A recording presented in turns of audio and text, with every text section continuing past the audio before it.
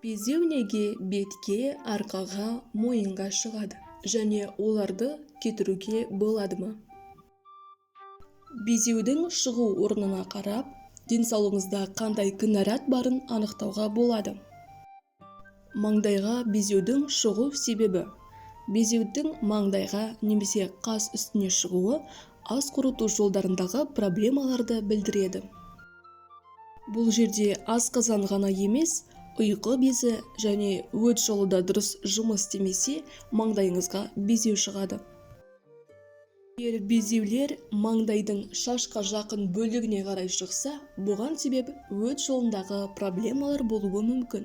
Сондықтан назарыңызды өтіңізге қарай аударғаныңыз дұрыс.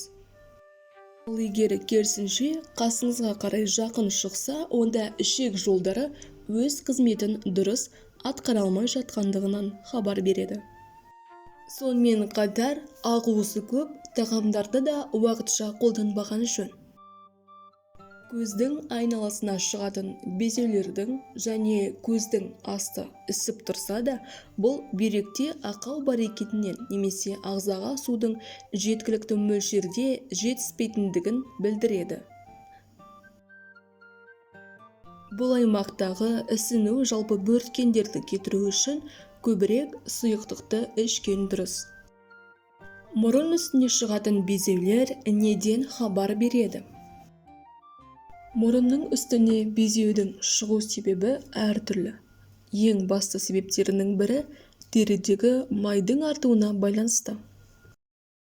Жалпы мұрынға ауадағы шаң, тозаң және басқа да қалдықтар келіп түседі. Соның әсерінен көптеген адамдарда мұрынның үстінде қара дақтар пайда болады. Келесі бір себеп гормондық өзгерістер, яғни тепе-теңдіктің жойылуы. Көптеген жасөспірімде осы гормондық тепе-теңдік жойылған кезде мұрындарына осы безеу шығып жатады. Гормоннан бөлек жүрегіңіз нашар қызмет ете бастаса, мұрныңызға безеу шығады.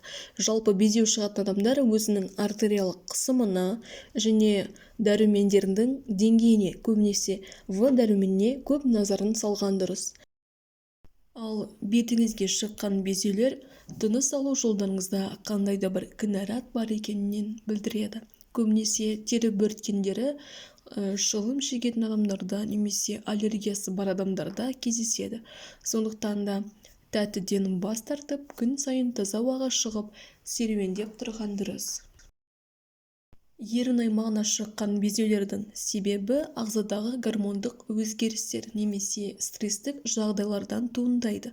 Оны дұрыстау үшін дұрыс ұйқы режимін сақтаңыз және көбірек пайдалы тағамдар мен су ішіп, таза ауада серуендеңіз. Иектегі безеулердің шығу себебі эндокриндік жүйелер немесе асқазаныңыздағы бар ақаулардан. Сондықтан құрамында жасұнығы бар азық-түлікті қолданыңыз. Иекке безеу шығуының тағы бір себебі жыныс бездері қызметінің дұрыс жасамауы. Сондықтан гинекологқа қаралу керек. Безеуді кетіруде кәдімгі түймедақ көп көмегін тигізеді. Одан маска жасайтын болсақ, ең алдымен 1 шай қасық түймедақ гүлін, жалбыздың жапырағын және көк шайды алып, 1 стакан қайнаған су қосып суытып қою керек.